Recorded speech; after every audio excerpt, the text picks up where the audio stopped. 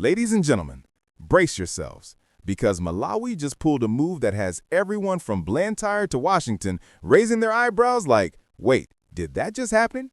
Yes, I'm talking about the one and only Joseph Mwanamvekha, our man who just went and shocked the Americans in their own economic backyard. And now, the million-kwacha question floating around every tea table in Lilongwe is, was he sent by Mutharika? Or is this a solo mission that turned into a diplomatic drama? Either way, grab your tea, adjust your data bundle, because what we're unpacking today is pure political theater with a sprinkle of global economics. Welcome to Global Post News, where we mix the facts with a dash of wit and a full spoon of attitude.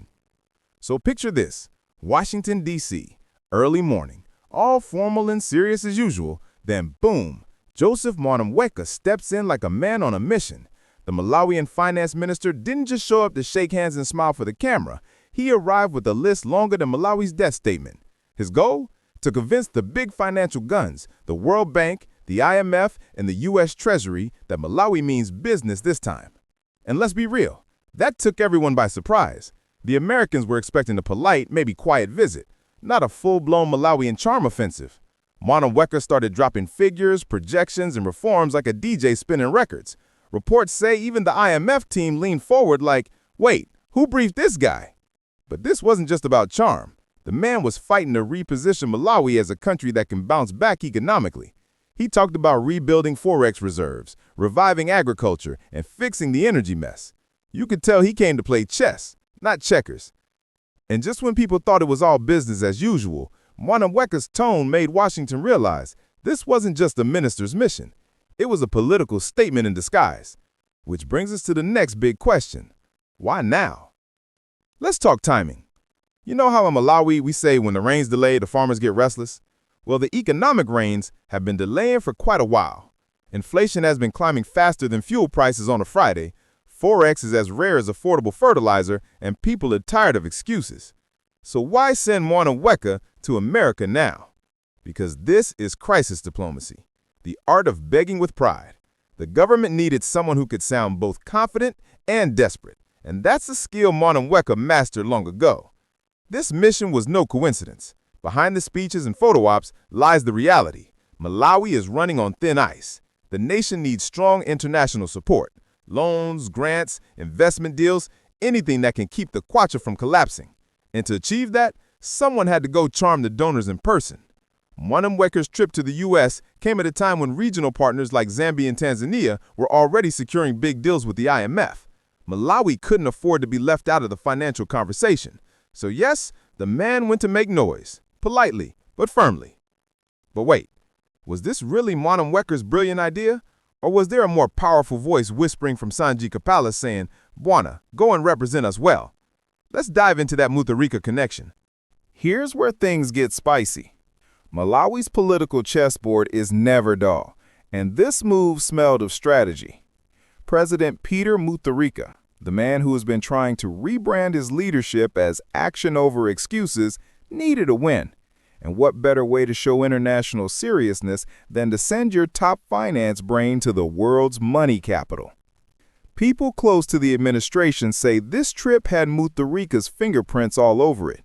Mwanamvekha might have been the face, but Mutharika was definitely the director. Think of it like a Netflix drama.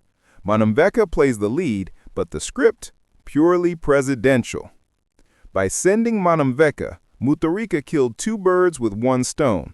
He reassured foreign investors that Malawi's leadership is stable, and he reminded Malawians back home that he's not just sitting around watching the kwacha burn. Smart politics, right? But here's the twist. While some call it a masterstroke, others say it's desperation disguised as diplomacy. Because if Mutharika really had control over the economy, would he need Washington to believe in Malawi's plans? It's like asking your neighbor for salt, but pretending it's part of your cooking strategy. So the president might be the brain, and Mwanamvekha the voice, but what were they really asking for in America? Money? Power? Or just credibility? Stick around. Fact 4 is where things get real. Now let's unpack the real reason behind the trip, the shopping list. Because, yes, make no mistake, every diplomatic visit has one. Mwanamvekha didn't go to America just to take selfies near the White House. Nope. He carried a full wish list thicker than a parliament budget file. At the top, foreign exchange support. Malawi's kwacha has been dropping like a bad Wi-Fi signal, and the country needs USD injections to stabilize it.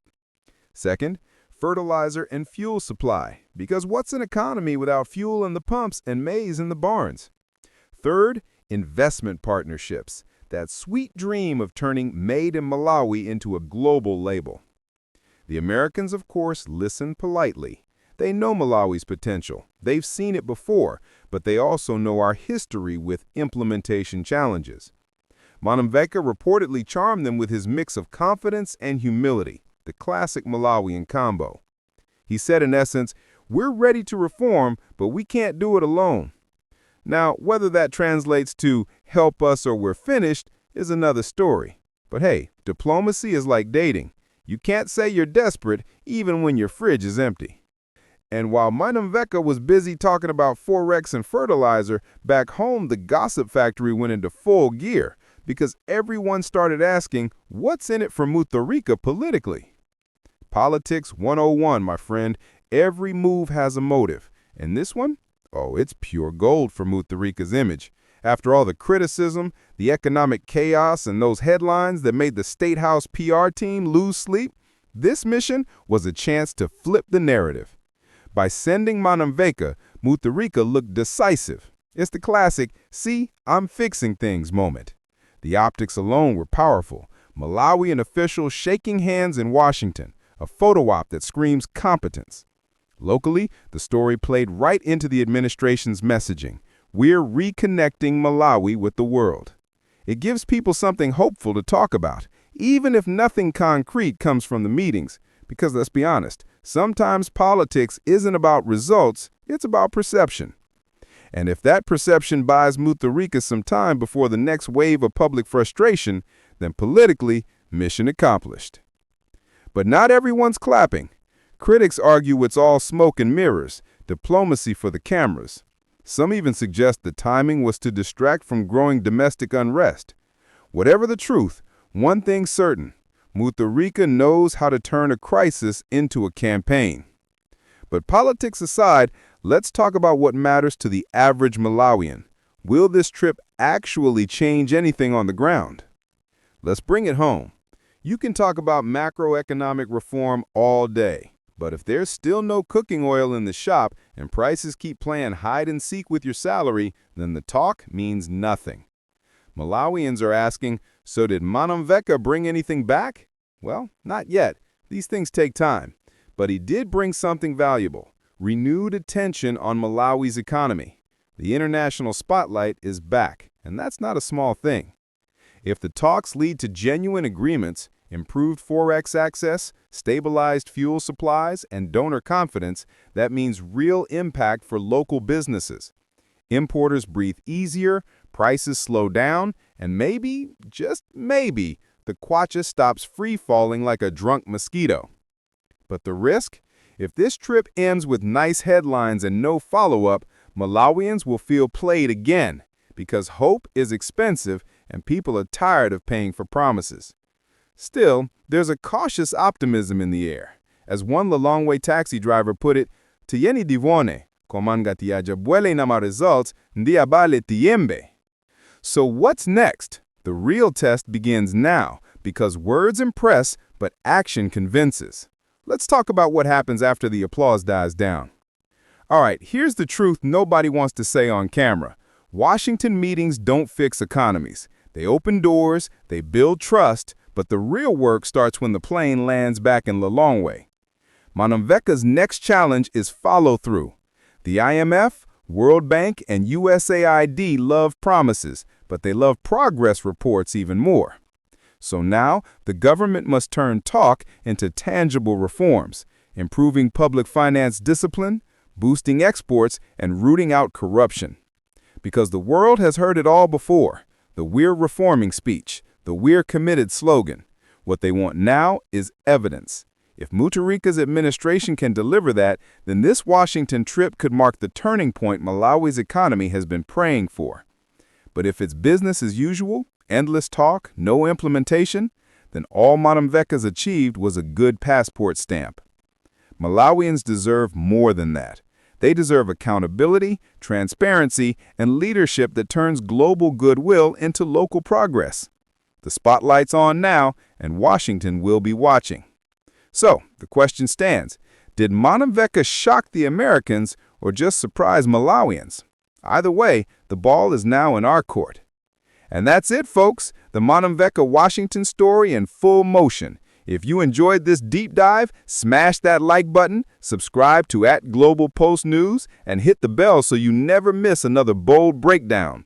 We're not just reporting news, we're decoding it, one punchline at a time. Drop your thoughts below. Do you think Mutharika sent Mwanamvekha as a mastermind move or a desperate gamble? And hey, don't forget to check out our sister channels for kids learning and fun, @Sparkling Kids, @Rima Fatima. Let's grow together, support each other, and keep every member of the Global Pulse family shining bright. Until next time, stay smart, stay curious, and stay proudly Malawian.